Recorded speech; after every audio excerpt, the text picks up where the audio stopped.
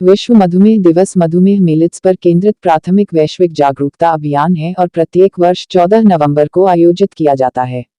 अंतर्राष्ट्रीय मधुमेह महासंघ (IDF) के नेतृत्व में प्रत्येक विश्व मधुमेह दिवस मधुमेह से संबंधित विषय पर केंद्रित होता है। टाइप -2 मधुमेह काफी हद तक रोके जाने योग्य और उपचार योग्य गैर संचारी रोग है जो दुनिया भर में संख्या में तेजी से बढ़ रहा है। टाइप 1 मधुमेह को रोका नहीं जा सकता है, लेकिन इसे इंसुलिन इंजेक्शन से नियंत्रित किया जा सकता है। कवर किए गए विषयों में मधुमेह और मानवाधिकार, मधुमेह और जीवन शैली, मधुमेह और मोटापा, वंचितों और कमजोर लोगों में मधुमेह, और बच्चों और किशोरों में मधुमेह शामिल हैं। जबकि अभियान पूरे साल चलते हैं, वह दिन फ्रेडरिक बेंटिंग के जन्मदिन का प्रतीक है, जिन्होंने चार्ल्स बेस्ट और जॉन जेम्स रिकॉर्ड मैकलेड के साथ मिलकर पहली बार इस विचार की कल्पना की, जिसके कारण 1922 में इंसुलिन की खोज हुई। हमारे साथ आज इस विशेष दिवस पर हमारे साथ है और इस हॉस्पिटल के डॉक्टर विकास गुप्ता और डॉक्टर परीक्षित महाजन हैं, जिन्होंने विश्व मधुमेह दिवस पर हमारे से चर्चा की और इस मधुमेह को कैसे रोके और किस तरह से इसका इलाज संभव है, उस बारे में बताया। तो आइए मिलते हैं विश्व मधुमेह दिवस पर एक खास चर्चा के साथ। आप सभी दर्शकों को नमस्कार। अगले जैसा कि हम 2021 की तरफ बढ़ रहे हैं, अभी हिंदुस्तान एक मधुमेह कैपिटल ऑफ द वर्ल्ड की पोजीशन पे आ गया है। मधुमेह की बीमारी हमारे रहन सहन के कारण, हमारे खान पान में जो बदलाव हो रहे हैं समय के साथ, उसके कारण बहुत ज्यादा अधिक मात्रा में बढ़ रही है। पहले ऐसा समझा जाता था कि ये बीमारी 40 साल या 40 से 60 के उम्र के बाद में होती है, बट अभी हम रिसेंटली बिकॉज ऑफ स्ट्रेस, तनाव, काम के तनाव के कारण, हमारे गलत खान पान के कारण और गलत दिनचर्या के कारण अभी यंग अडल्ट्स में भी ये बीमारी देखी जा रही है। लगभग 15 से 20 साल के बच्चे काफी इस बीमारी के सामने आ रहे हैं। इससे बचने का सिर्फ एक ही तरीका है कि हम बहुत रेडिकल तरीके से, बहुत ज्यादा अपने रहन सहन के तरीके में, अपने खान पान में बहुत ज्यादा बदलाव करें। जो आजकल फैशन चल रहा है, फास्ट फूड, कैफेज चल रहे हैं, कैफेटेरियाज चल रहे हैं, फास्ट फूड, पिज्जा, बर्गर, इन सब चीजों से बचा जाए। एक्सरसाइज, जो एक मिसकॉन्सेप्ट है कि कोई आदमी पतला दुबला है तो उसको कसरत करने की जरूरत नहीं, ये बहुत गलत बात है। सभी लोगों को कसरत एक मतलब सिग्निफिकेंट समय, कम से कम दिन भर का अपने 24 घंटे का समय होता है, उसमें से कम 40 से 45 मिनट का समय रेगुलर एक्सरसाइज को देना चाहिए। भगवान ने हमारा शरीर ऐसा बनाया है कि कोई भी बीमारी जब तक हमारे शरीर को 80 से 90% तक नुकसान नहीं पहुंचा देती, तब तक उसके लक्षण सामने नहीं आते। तो अगर हमें कोई भी रिस्क फैक्टर है, जैसे स्ट्रेस, तनाव, बहुत ज्यादा तनाव का होना, या बराबर नींद का ना हो पाना, फिजिकल एक्टिविटी नहीं होना, एक्सरसाइज वगैरह नहीं करना, दिन भर टेबल चेयर का जॉब करना, ठीक है, और बहुत इन सब चीजों के साथ में अगर हमारा खान पान गलत है, तो हमें रूटीनली शुगर की जांच करनी चाहिए। जैसे हम कभी शॉपिंग करने जाते हैं, फॉर एग्जाम्पल मोबाइल खरीदने जाते हैं, तो हम अपनी तरफ से चाहते हैं कि उसमें कुछ और धनराशि जोड़ के हम एक अच्छे से अच्छा मोबाइल, अच्छे से अच्छा ऐप खरीदें, पर वैसा हम अपने शरीर के साथ में नहीं करते हैं। जो डॉक्टर सलाह देते हैं कि हमको रेगुलर चेकअप्स करने चाहिए अपने, जिससे कि हम किसी भी बीमारी को बहुत ज्यादा अर्ली स्टेज में पकड़ के उसका या तो उस बीमारी को होने ही ना दें, या अगर शुरुआत हो चुकी है बीमारी की तो उसका हम निदान जल्दी से जल्दी विदाउट कॉम्प्लिकेशंस कर सकें। देखिए, ये मिसकॉन्सेप्ट है कि शुगर लिया तो इंसुलिन लेना पड़ेगा। काफी सारे एग्जाम्पल्स हैं, हम रूटीन बेसिस पे पेशेंट्स को ट्रीट करते हैं, जो अगर डायबिटीज की शुरुआत में पकड़ी गई है तो हमारे डाइट मॉडिफिकेशन से और रेगुलर एक्सरसाइज के माध्यम से भी हम कुछ हद तक दवाइयों से बच सकते हैं। बट इंसुलिन के अलावा अभी काफी ऐसे नए ड्रग्स आ गए हैं कि जो अलग मैकेनिज्म से काम करते हैं, नॉन इंसुलिन डिपेंडेंट मैकेनिज्म से काम करते हैं, तो इंसुलिन की आवश्यकता नहीं पड़ती। वैसे मोटे तौर पे देखा जाए तो डायबिटीज 2 प्रकार का होता है। पहले प्रकार का डायबिटीज होता है जो इंसुलिन डिपेंडेंट डायबिटीज मेलाइटस होता है, जिसमें किसी कारण से हमारे शरीर में इंसुलिन बनता ही नहीं है। ऐसे केसेस में मोस्टली इंसुलिन की आवश्यकता पड़ती है, पर चूंकि जैसा मैंने बताया कि नई नई खोज हो रही है, कुछ नए ड्रग्स ऐसे आए हैं जो कि इंसुलिन के अलावा इंसुलिन से इंडिपेंडेंटली काम करते हैं और शुगर्स को कम करने में हेल्प करते हैं। बट अभी भी जो इंसुलिन डिपेंडेंट डायबिटीज है, या हम उसको सादी भाषा में टाइप 1 डायबिटीज भी बोलते हैं, उसमें एक इंसुलिन मुख्य ट्रीटमेंट का मुख्य आधार है। दूसरे प्रकार का डायबिटीज होता है टाइप 2 डायबिटीज, जिसको हम नॉन इंसुलिन डिपेंडेंट डायबिटीज बोलते हैं। इन पेशेंट्स में जनरली ये ओल्ड एज में, जैसा मैंने बताया, 40 से 60 के बीच में होता है, और इनमें एक हद के बाद में जब हमारे शरीर से इंसुलिन बनना बंद हो जाता है तो फिर हमको इंसुलिन सप्लीमेंट करने की आवश्यकता पड़ती है।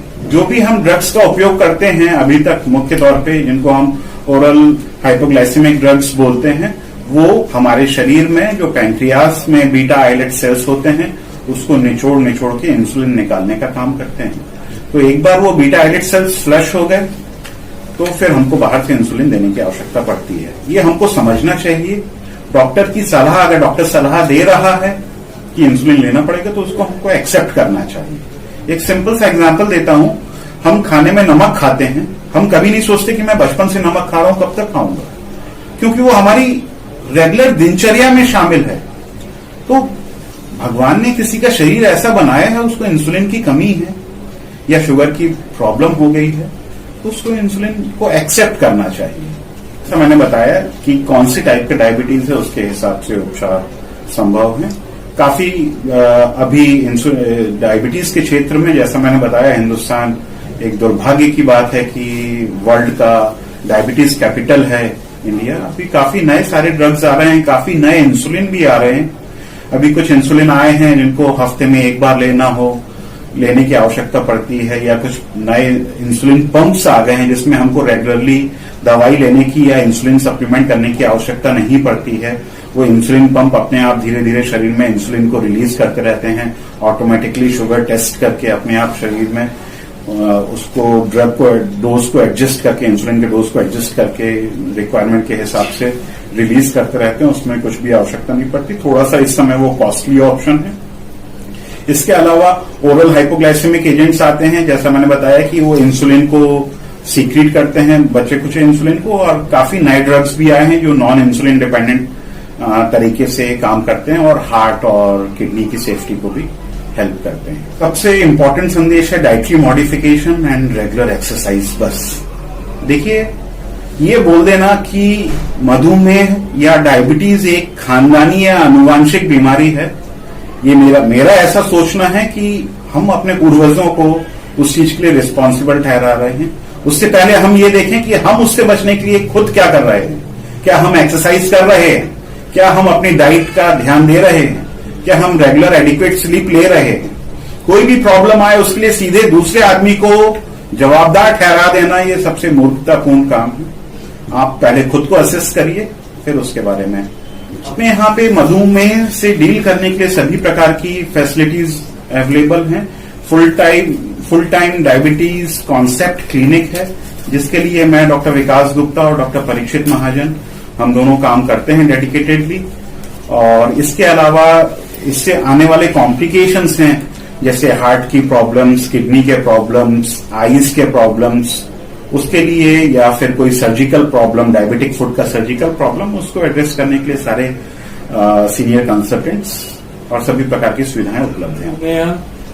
यानी ये ऐसा रोग है कि जो अभी सबको ही परिचित हो गया है। अभी एटलीस्ट सभी घरों में कोई ना कोई तो भी मधुमेह रोग में जो है पाया जाता है।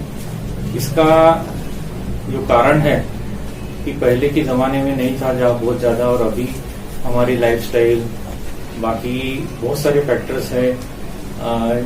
मेजर तो लाइफस्टाइल है, अपनी खान पान की जो अपनी जो चेंजेस हुए हैं इतने में रिसेंटली, तो उसके कारण मधुमेह जो है ये बहुत सारे फैमिलीज में पाया जा रहा है।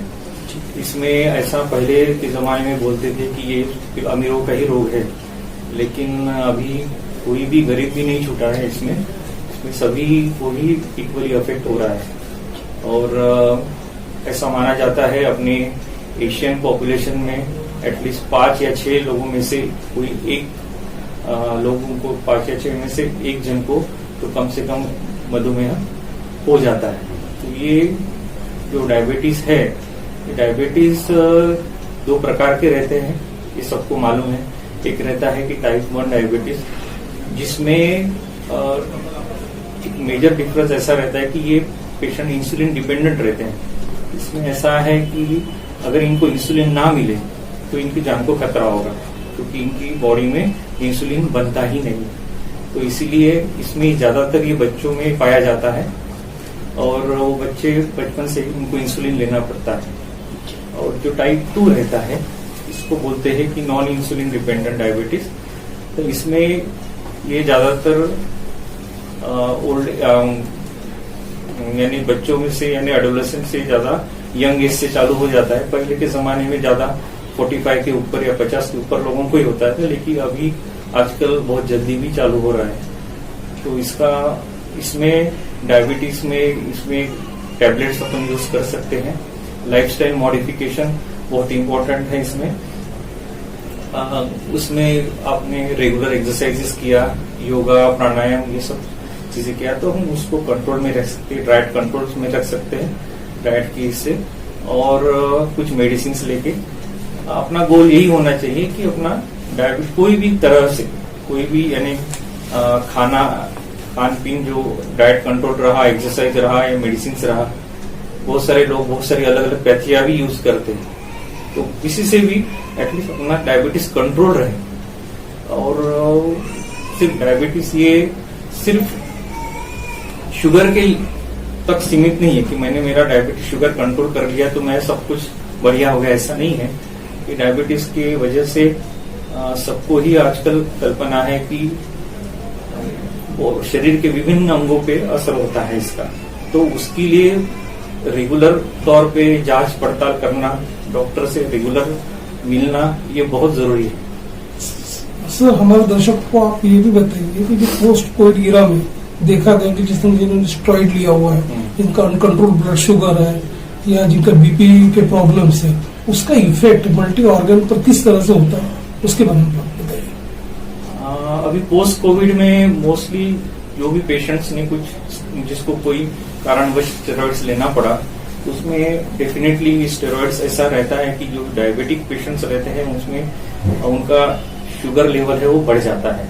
उनको उस तरह से मॉडिफिकेशन करना पड़ता है अपनी दवाइयों में या डॉक्टर को मिलकर, क्योंकि स्टेरॉइड की वजह से बढ़ता है। उसके अलावा कोविड से जो स्ट्रेस था, वो भी स्ट्रेस इज ऑल्सो एक इंडिपेंडेंट फैक्टर रहता है। किसी को भी ज्यादा स्ट्रेस कुछ कंडीशन रहेगी तो शुगर। विश्व डायबिटीज जो डे है उसके उपलक्ष्य में इतना ही कहना चाहूंगा कि हमको जो टाइप 2 डायबिटीज है वो प्रिवेंटेबल है, टाइप 1 तो नहीं कर सकते, पर टाइप 2 डायबिटीज बहुत प्रिवेंटेबल है। इसमें पहले से ही हमने अगर अपना डाइट कंट्रोल अच्छे से रखा, रेगुलर एक्सरसाइजेस की, रेगुलर वॉक, एटलीस्ट एक्सरसाइज नहीं हुई तो एटलीस्ट 45 मिनट्स का ब्रिस्क वॉक कोई भी कर सकता है, अगर ये किया। और जो डायबिटीज है जिनको, उनको स्ट्रेस, विदाउट स्ट्रेस जो लाइफ है वो कैसे अपना जीवन का स्ट्रेस कैसा कम करे उसके ऊपर ध्यान दिए, रेगुलर मेडिसिन लिए, रेगुलर एक्सरसाइज किए, रेगुलर डॉक्टरों को विजिट किए, और जो डायबिटिक के कॉम्प्लिकेशंस है, लॉन्ग टर्म कॉम्प्लिकेशन, उसके प्रति जागरूकता, उससे कहीं से भी नॉलेज, प्रॉपर तरह का नॉलेज, क्योंकि आजकल व्हाट्सएप यूनिवर्सिटी के कारण बहुत सारा ये भी जो अनवांटेड बहुत सारा नॉलेज भी मिलता है, तो वो ना लेके हुए जो ऑथोराइज जो लोग हैं मुझसे नॉलेज लेके उसको कैसा उसको दूर किया जा सकता है या दूर रखा जा सकता है कॉम्प्लिकेशंस को, उसके ऊपर वो उन्होंने जागरूक रहना चाहिए।